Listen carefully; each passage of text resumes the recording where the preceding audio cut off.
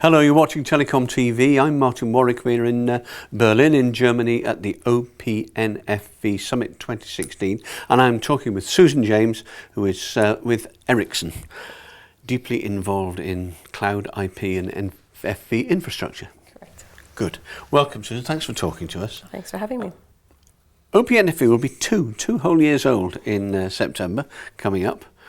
Do you think, in your experience and what you know from working in Ericsson and of the industry, that it's lived up to expectations? How is it evolving, and how is Ericsson participating in its evolution? I think with all new communities, it takes some time to get up and running, and I think if we had forecast where it would be 2 years ago, I think we'd have to be extremely happy with its progress. I think we've solved a lot of the fundamental problems that need to be there for operators to go forward with NFV. And I think we're at a stage now where we can start shifting our focus not from just solving immediate problems, but how it will evolve going forward. And part of that is to take, and not just the journey to NFV for existing functions, but it's looking at how we build those networks for the future, where things like 5G and IoT become really important in how we can address that going forward. So we're part of the way along the way, Exactly. But not there yet. Well, a start of a voyage. Right. Okay, good. Something else that's happened over the past couple of years, as often happens when a new technology emerges, is that those that originated it not necessarily get sidelined, but a lot of people jump on the bandwagon that goes along with it as the hype cycle kicks in and so on. So there have been a lot of open source initiatives, new industry bodies and so on that have emerged over the past couple of years. Which ones are you participating in? Well, I think that's generally a really healthy sign of the sort of building of a community and an industry going forward. We're present, I think, every month. We're also sort of announcing different initiatives that we're participating in. So, of course, we participate in OPNFV.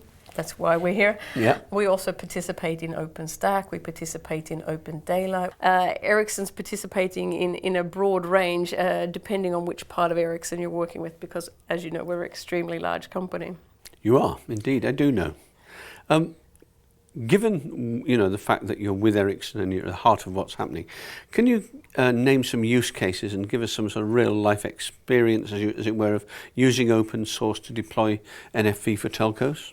We can. I mean, the areas that we're working with, of course, are relying particularly heavily on OpenStack. That's one of the main areas that we're working with in the NFV.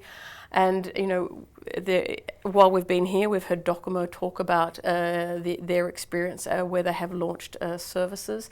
And that's one of the use cases where they have deployed an EPC to be able to evolve their network going forward and adding a virtualized EPC into their pool of native EPCs. So that's one particular use case. And I think there are, we have also press released earlier this year initiatives that we have deployments with SoftBank running live. So there's lots of different use cases where we see this going into live networks today. Thank you. Do you think service providers are really ready for open source? They may well be, as far as technology is concerned. They will be either involved in it now, or part of it, or are along the way to doing it. But what about culturally? We hear a lot of people talking about the fact that the technology is one thing, but there's a mindset change needed within organisations such as telcos, service providers, before they can take full advantage of both open source and NFV, SDN and cloudification. I think that's true in part, but I mean, if you look at pretty much every computer in the world, it is running open source in some way or another. I mean, most applications today are using a Linux operating system, so we have been using open source for a very long time. However, participating in an open source community and driving that community forward, that does require a slightly different mindset. Typically in the telecom industry, we've worked with standardization, and we've worked in a community much further in advance of when you're actually doing the coding. So what we see now is we still do that standardization and agreement on how we want to work going forward, but now we're also collaborating on the code base as well. And I think that has been something that we have grown into over the last number of years. And I certainly think that OPNFV is been one of those vehicles for helping us actually understand how we need to work going forward. And I think when you see how Open Daylight has really grown much more rapidly because of it's benefited from the work that we've done with OpenStack to understand how we need to work in that context. Okay, thank you.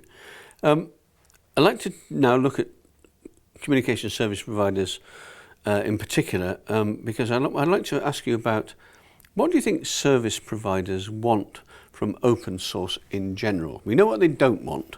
They don't want to be locked into a vendor anymore. Right. But what do you think they do want?